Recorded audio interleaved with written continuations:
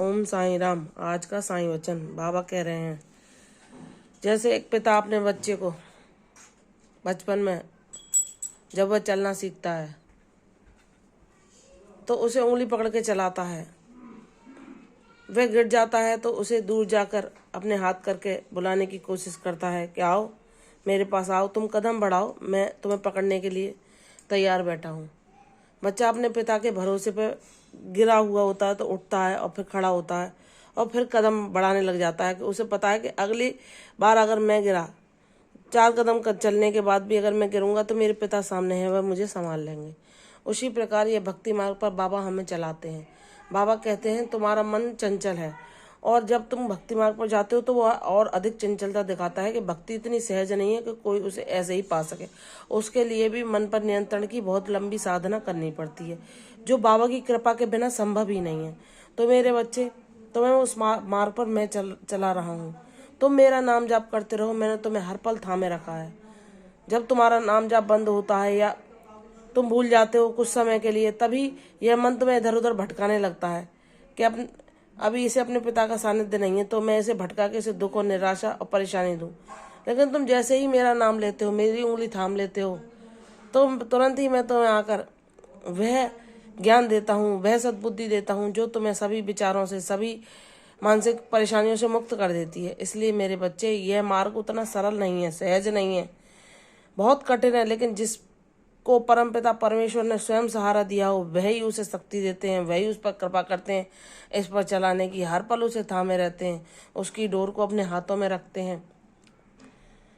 कितनी भी कठिनाइयां क्यों ना आए, वह कितना भी क्यों ना गिरे, वह कितना भी कोई परेशानी रुकावट उसके सामने क्यों ना आ जाए, बाबा उसे फिर से प्रेरणा देते हैं कि बेटे, मेरे बेटे, उठ, तू खड़ा हो, तेरा बाबा तेरे साथ है, तेरा परमेश्वर तेरे साथ है, जो इस मार्ग पर तुझे चलना सिखाकर एक दिन ऐसे काबिल बना देगा कि तू दूसरों लोगों के लिए भी प्रेरणा बनेगा। उनको भी उनकी कठिनाइयों से, परेशानियों से मुक्त होने का मार्ग सुझाएगा। उनको भी बताएगा कि तूने किस मार्ग पर चलते हुए कैसे, किस प्रकार बाबा को पाया, और कैसे वे अपने जीवन से दुख और निराशा को दूर भगा सकते हैं, कैसे वो उन सब से मुक्त हो सकते हैं, कैसे बाबा पर विश्वास करके वे विकट परिस्थितियों में भी संयम बनाए रख सकते हैं, शांति प्राप्त कर सकते हैं। यह सब ज्ञान मैंने तुझे दिया है, और मैं तुझे अपने कार्यों का एक ऐसा माध्यम बनाऊंगा जो कि तू जब मैं वह लीला तेरे जीवन में हुई तब तू जान पाएगा। मेरे बच्चे, तेरे सारे दुख के दिन बीत गए, तूने बहुत बहादुरी से अपने जीवन के संघर्ष को मेरी शक्ति के द्वारा, मेरी कृपा के द्वारा लड़ा और उस पर विजय पाई। मुझे तेरी सफलता पर गर्व है। मैं तेरा पिता हूँ, मैं परमेश्वर हूँ, मैं सारे जगत का पिता हूँ। लेकिन जो ज्ञानवान बन जाता है, सबसे आसक्ति त्याग कर जान जाता है कि उसका ईश्वर के अलावा कोई भी सच्चा सहारा नहीं है, तो वह किसी की कहने से, किसी के कटु शब्द बोलने से, किसी की निंदा करने से कभी उदास, निराश और हताश नहीं होता। वह सच्चे सुख को पा लेता है, वह सच्ची शांति को पा लेता है, वह इस जीवन में परमानंद का अधिकारी बन जाता है। मैं तुम्हें वही बनाना चाहता हूँ। मेरे बच्चे, तेरे जीवन से सारी दुख, सारी निराशा, सारे संकटों को खत्म करने का जिम्मा मुझ पर है। और जब जिस किसी को परम पिता परमेश्वर ने थाम रखा है, तू मेरी अनुभूति भी करती है मेरी बच्ची।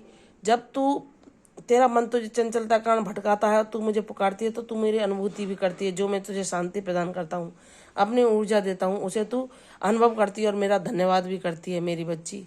हाँ, वह मेरी ही ऊर्जा है, वह मेरा ही साथ है, जो तुझे सब परेशानियों से मुक्ति दिलाता है और शांति प्रदान करता है।